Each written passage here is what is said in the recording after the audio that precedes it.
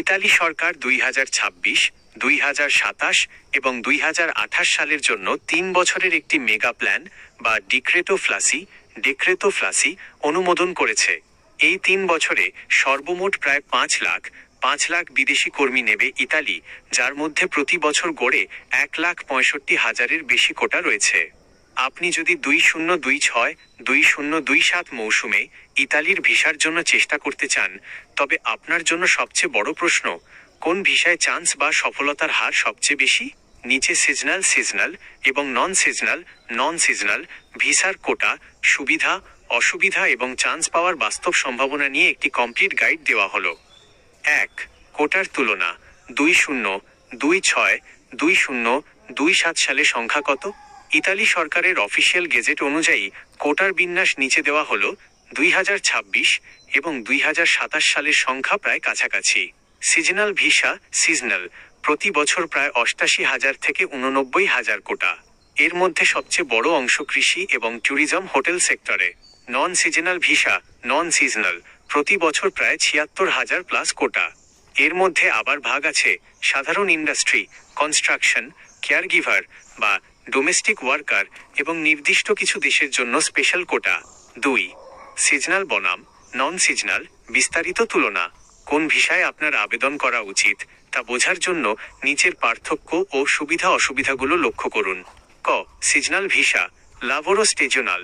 এটি সাধারণত স্বল্প মেয়াদী বা 9 মাসের চুক্তিভিত্তিক কাজের ভিসা।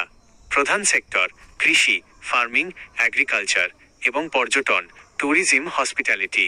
চান্স বেশি হওয়ার কারণ, ইতালিতে কৃষি ও হোটেল সেক্টরে শ্রমিকের তীব্র সংকট থাকে। প্রতি বছর এই ক্যাটাগরিতে সবচেয়ে বেশি কোটা 88,000 প্লাস বরাদ্দ থাকে। তাছাড়া বাংলাদেশ এই তালিকার অন্যতম অগ্রাধিকারপ্রাপ্ত দেশ।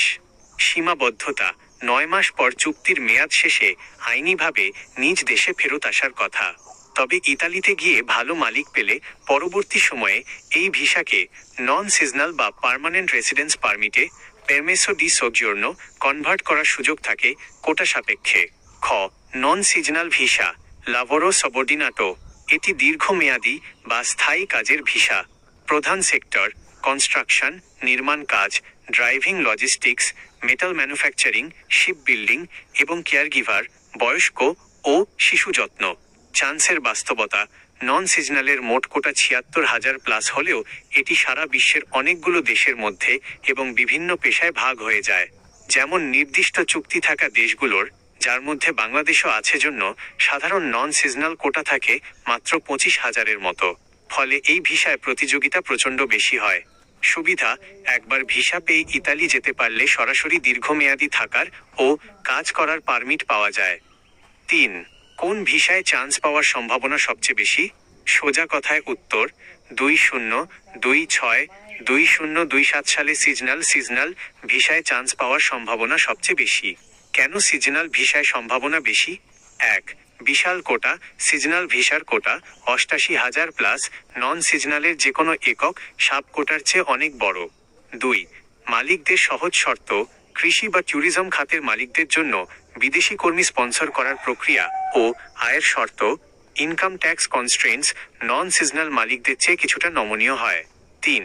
কাজের চাহিদা, ইতালির স্থানীয়রা সাধারণত মাঠে বা কৃষিতে রোদে পুড়ে কাজ করতে চায় না। তাই ইতালিয়ান অ্যাসোসিয়েশনগুলো যেমন কোলডিরেট্টি কনফ্যাগ্রিকলচুরা সরকারের ওপর চাপ সৃষ্টি করে দ্রুত সিজনাল কর্মী ক্লিয়ারেন্স নুল্লা ওস্টা বের করে নেয়। 4. সফলভাবে ভিসা পাওয়ার 3টি গোল্ডেন রুলস। আপনি যে ভিসাতেই চেষ্টা করুন না কেন, ইতালির ডিক্রি বা ফ্লাসির মূল চাবিকাঠি হল ক্লিক ডে।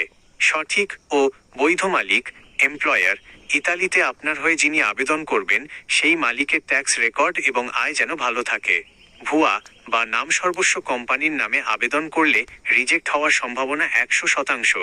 প্রাক নিবন্ধন প্রি ফাইলিং, ক্লিকডের 2-3 মাস আগে থেকেই স্পিড আইডি, এসপিআইডি এবং পিকি ইমেইলের মাধ্যমে মালিকের পোর্টালে ফর্ম পূরণ করে রাখতে হয়।